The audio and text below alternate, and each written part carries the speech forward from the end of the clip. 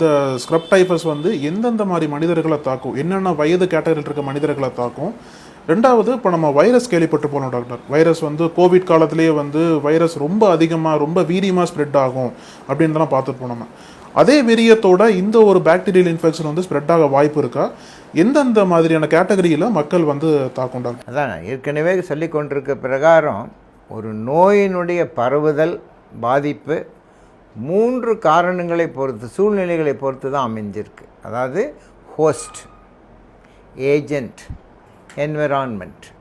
இந்த 3மே ஒரு முக்கோணம் மாதிரி.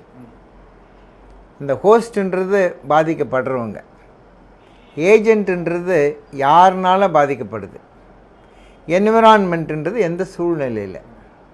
இப்படி பார்க்கும்போது இப்போ நம்ம வந்து ஹோஸ்ட்டை நம்ம எடுத்துக்கலாமே. அதில் தான் உங்களுடைய கேள்வி வருது, யாருக்கெல்லாம் இது அதிகமான தாக்கத்தை உருவாக்குது. யூஸ்வலாக நான் ஏற்கனவே சொன்னபடி இந்த உண்ணிக்குள்ளே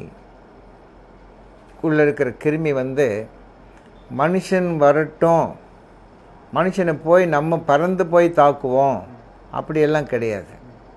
மனுஷன் எங்கிட்ட வரட்டும், நான் வந்து அவரை கடிப்பேன், வர வரைக்கும் நான் காத்திருப்பேன் அப்படின்ற ஒரு கொள்கையோடு தான் இந்த பாக்டீரியா இருக்கும், அந்த உண்ணியும் இருக்கும்.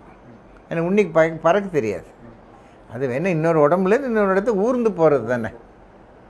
அப்படி போகும்போது நாங்கள் யூஸ்வலாக இந்த மாதிரி நாங்கள் சந்தேகப்பட்டாலே ஒரே ஒரு கேள்வி தான் கேட்போம். ஏம்மா எங்கேயாவது இப்போது, ஐயா நீங்கள் எங்கேயாவது இப்போது வெளி பிரயாணமாக போயிட்டு வந்தீங்களா, இல்லை உங்கள் வீட்டுக்கு பக்கத்தில் ஏதாவது புதர் இருக்கா, ஷ்ரப் இருக்கா, குப்பையெல்லாம் கொட்டி வச்சுருக்காங்களா, அங்கே ஏதாவது மிருகங்கள் வந்து நடமாடுமா, இல்லை உங்கள் வீட்டிலே வந்து சுத்தமான இடமா எல்லா இடத்துலையும் இருக்கா இல்லையா. ஸோ இதுவே எதை காமிக்குதுன்னா இந்த கிளீன்லினஸ், என்விரான்மெண்ட்.